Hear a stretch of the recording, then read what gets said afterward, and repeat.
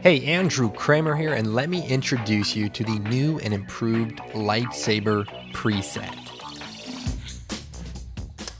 I've added a few new features to enhance the realism of the lightsaber, but first, I should thank the Star Wars fans over at theforce.net for their excellent input on improving this version. I mean, if anyone knows what a lightsaber looks like, it's these guys. They know the Star Wars films by frame number, and that's not a joke. Now, another thing I'll be demonstrating is how to obscure the lightsaber as it passes behind someone or something. So instead of having this, you'll have this. Okay, let's get started. And first, I want to go over the new features of the preset. So let's take our footage, drag it into a new composition. And what I'm going to do is go down to the animation presets, Andrew Kramer, and VFX to our lightsaber version 2. Now, to get these, what you want to do is download the presets from the website and take the Andrew Kramer folder and stick it in your effects and presets folder, and it'll show up here. Now, for the time being, this new version only works in After Effects 7, so if I can get around to updating it for 6.5, I will. But for now, what we want to do is create a new solid, and it doesn't matter, just make it comp size, choose OK, and take our lightsaber preset version 2 and drag it out into our comp.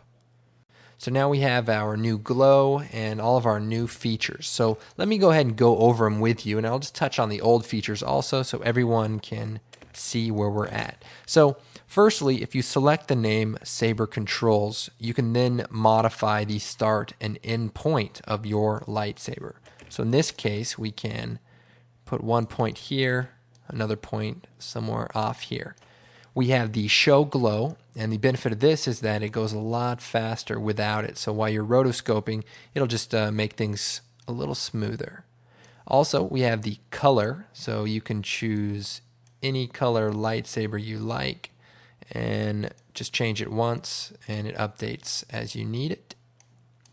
We have the extend, so if we want to create the effect where the lightsaber extends, you can keyframe this amount. Thickness, pretty self-explanatory.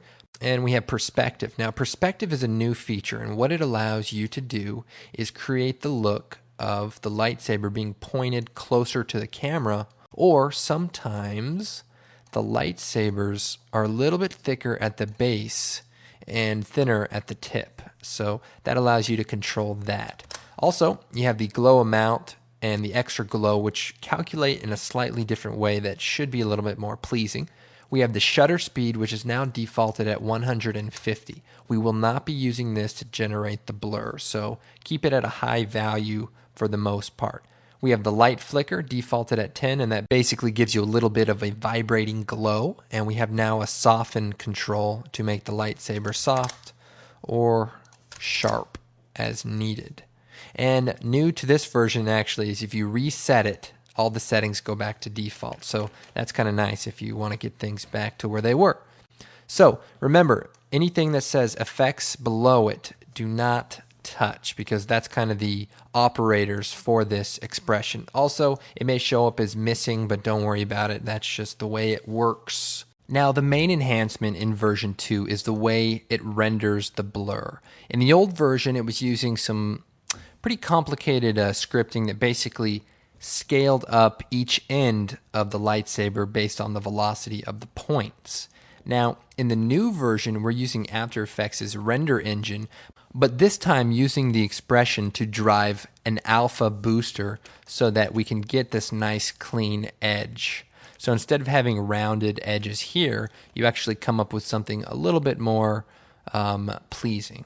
Now, to increase the motion blur in version 2, what you need to do is change the composition settings and go to the Advanced tab and increase the shutter angle. So if you want more, make it about 300, and that will cause more blur to streak as your effect goes on. However, I do recommend that you keep it within reason and pretty much try to match your actual scene. So After Effects defaults this value at 180, and that seems to be a pretty good value for most cases.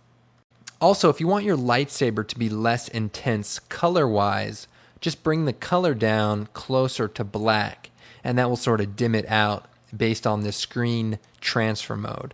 So that's just a nice way to get the look you're after.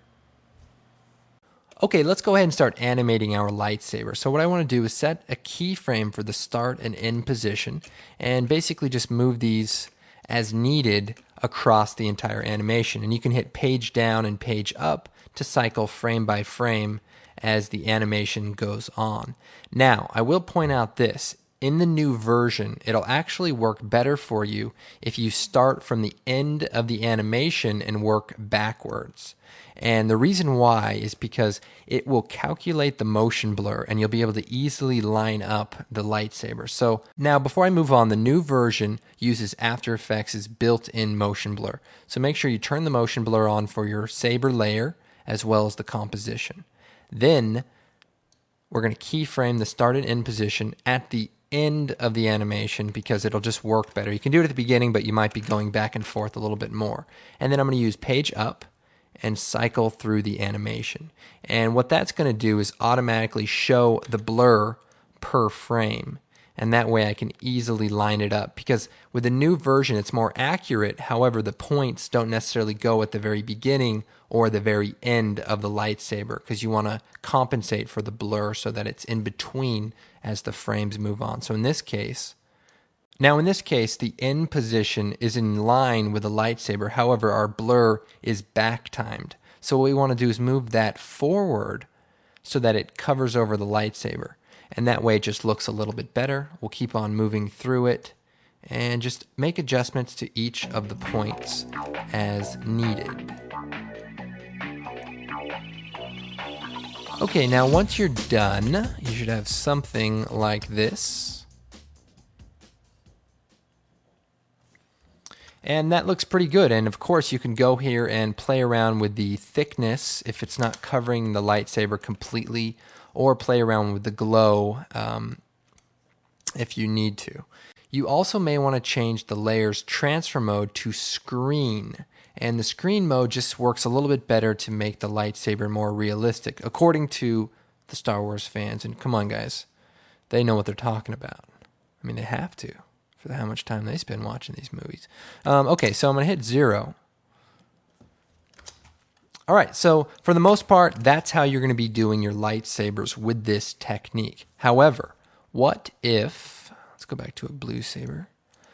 But what about when the lightsaber goes behind an object or a person or a thing?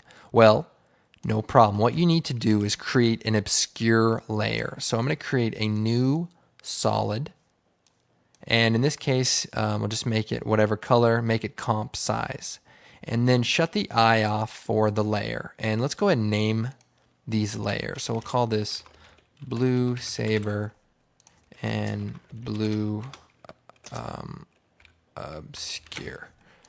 And then what we want to do with the layer selected, we'll take the pen tool and let's go just before it gets obscured, so right here, and then go frame by frame to just after the obscure is done, so probably right about here. And I'm just going to trim my layer to that length. Then what you want to do is draw a mask around the object or character you want to obscure, in this case, himself. So what you want to do is kind of outline it. And it doesn't have to be perfect, just kind of get in there and make it look good. You can make refinements to it later, of course.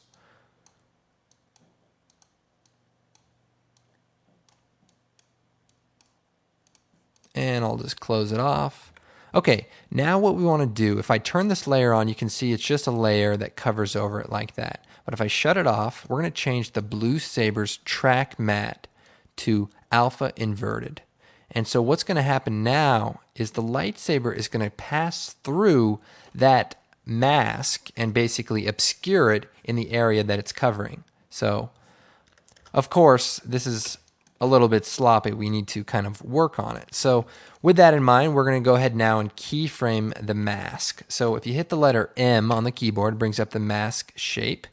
And what you want to do is just go in here and again, frame by frame, just go ahead and reposition the points once you set the stopwatch for the mask shape. And that will basically change it dynamically. So pretty much as you watch, and just move the points so that it looks good. And we can go through here again.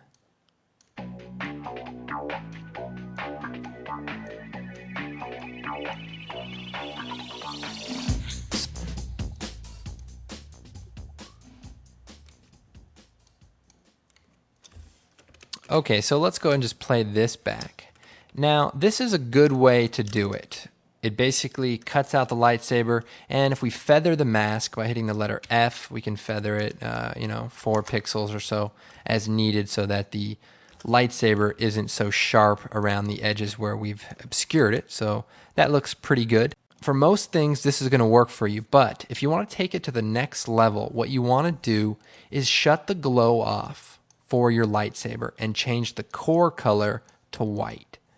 And what you're going to do is add the glow later. Right now, like I said, this obscure layer obscures not only the lightsaber, but the glow as well. So what you want to do is pre-compose these 2 elements. And to do that, select the 2 layers, choose Layer, Pre-compose, and move all the attributes into the new composition.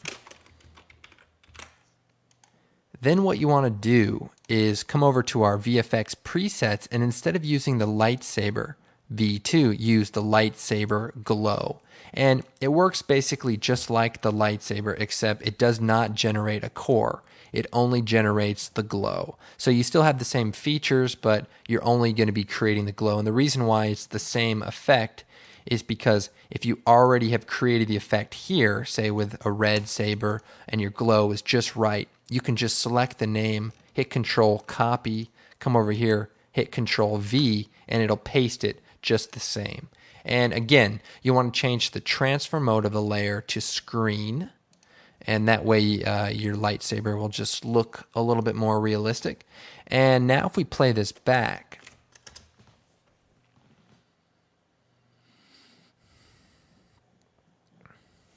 you can see the glow actually covers over our character.